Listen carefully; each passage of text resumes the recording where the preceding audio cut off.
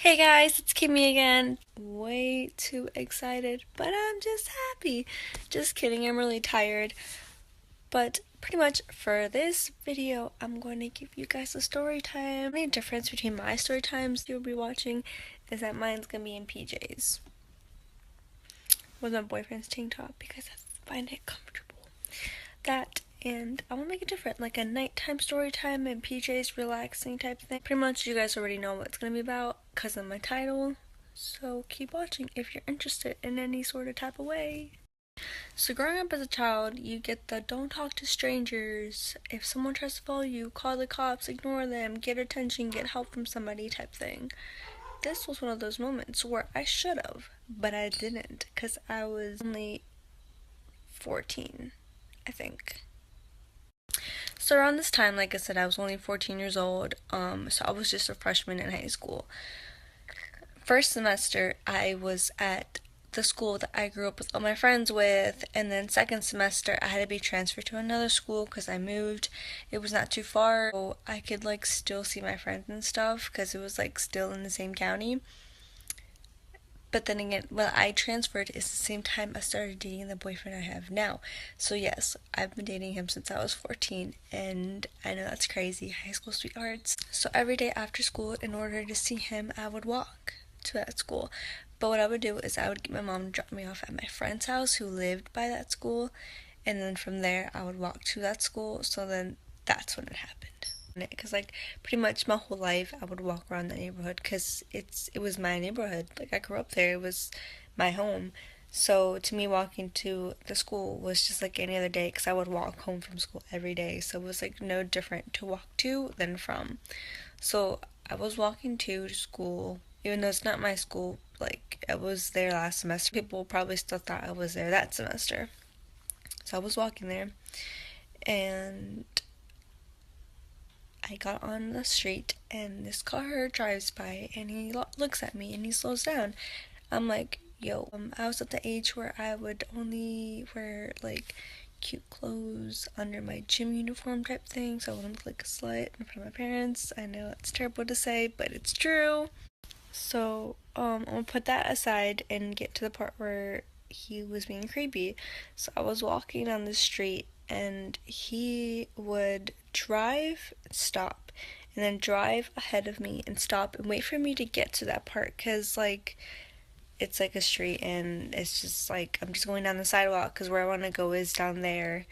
And, he would just stop and like wait for me, and then once I got close by he would like try to talk to me, but then like a car would be behind him, so he would move and then stop again and wait for me to get to that spot again, and it was like about 5 times that he did this, and then I was like, no, this is not gonna work with me, hell to the no.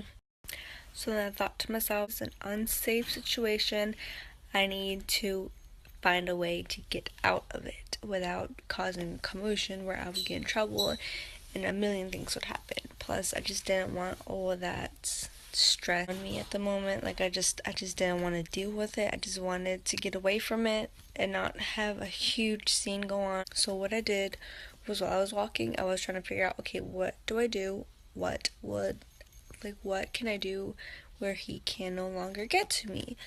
So I kept walking, and the one time where I got close, this guy stops and I'm ignoring him, but he keeps calling out. So he stops and I am like, what do you want? And he pulls out his phone. I'm like, you're disgusting. I didn't even like glance at it, but I know he was swinging it around because like you could see it like with the corner of your eye, and I'm like, okay, no, this is not okay. I'm fucking 14 and you're like 50, if not even 60. I'm like in public and does no one else see this? Like, hello? um, excuse me. These cars passing by. Hello? So at this point, I'm thinking, and I'm like, okay, what's the closest place I can go to right now where I could be safe? And if I need to get help, there'll be help. Okay, if I cut through these buildings over here, if I cross the street, if I jaywalk across the street and cut through these buildings, I could get on this other street where he can't reach me on. While he was like moving forward to wait for me, I was like, you ain't gonna wait for me anymore. At that point, I was like, I am not getting kidnapped today. So I crossed the street safely and I cut through these buildings and I'm hyperventilating. So then I do that and there's a McDonald's nearby and I'm like, I am going to that McDonald's, and from there I'm gonna get my boyfriend to walk from the school to McDonald's because he's pretty damn big. He's 6'5". He was about 6'2" maybe at that point, but that's still pretty damn big. To come get me because I am not walking alone anymore. But when I get there, my brother was at McDonald's and I'm freaking out. I'm like, oh my god, help me. This is not okay. No one took me serious though, and that really hurt because I was literally scared. And I kept looking around and I did see that car drive by, but he didn't see me. At least I don't think he did. And inside McDonald's, I grabbed the outfit of like the gym outfit that I mentioned earlier. I put that on so I had different clothes. So if I did have to walk, it wouldn't be in the same outfit and I wouldn't be recognizable. So that's what I did. How is no one taking this serious? Like, this guy was creepy as fuck and he was waiting for me. Like, that's not okay. He was following me for over, I would say, length of a football field and a half. Like, that's how like long the street was. And then he like did turn eventually, but I was already inside McDonald's where like I was safe, and I had my brother there and his friends were there, and they didn't do anything about it though. They just like blew it over, which I found pretty annoying, and I was scared and I just didn't find comfort in anybody. But I did get my boyfriend to come down and walk to me, and then he walked me to the school, and from there I waited for my friend to get out of soccer practice, went home with her, and then I had my mom pick me up that same night from her house. Pretty much be careful when you're walking out and try not to get fear overwhelm you from thinking straight, because being in that situation is creepy, and if I didn't leave from that situation, I could have potentially been in a bad one that would haunt me for the rest of my life. I'm thankful that didn't happen. But I just want to let that out because honestly, thinking back, I'm like, holy shit, that actually happened. Like, because literally, you hear about it and you see it in movies and TV shows, and you're like, that's never gonna happen to me, but it can. And when it does, you are uncomfortable, you don't like it, you are being harassed in a way where you're being put in a position where someone is 3 times your age is following you and like creeping on you and showing you their private parts when you're only like barely a preteen. Like, that's not okay. And thinking about it, I'm like, I should have called the cops because this guy could potentially do that again to anybody else, and that's not something I want to happen. My advice to you guys, if you're ever put in that situation, don't do what I did. Call the cops, because honestly, people like that don't deserve to be roaming these streets free. They just don't. But any other time I would walk places, I would be extra careful.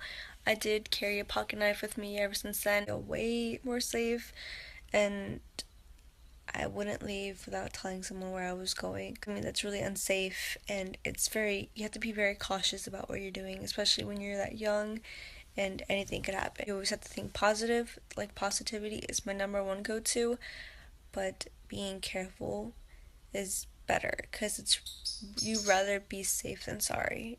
But that's it for today's video. Please like and subscribe. I hope you like my short story time. I know it's kind of like creepy and weird, but at the same time, it's also advice for people in case you're ever put in that unfortunate situation, which I hope you're not. But if you ever are, I hope it helps in some way on what to do, because it's not something good to be put in, and it sucks and it's scary, and sometimes it freezes you and you don't know what to do, honestly.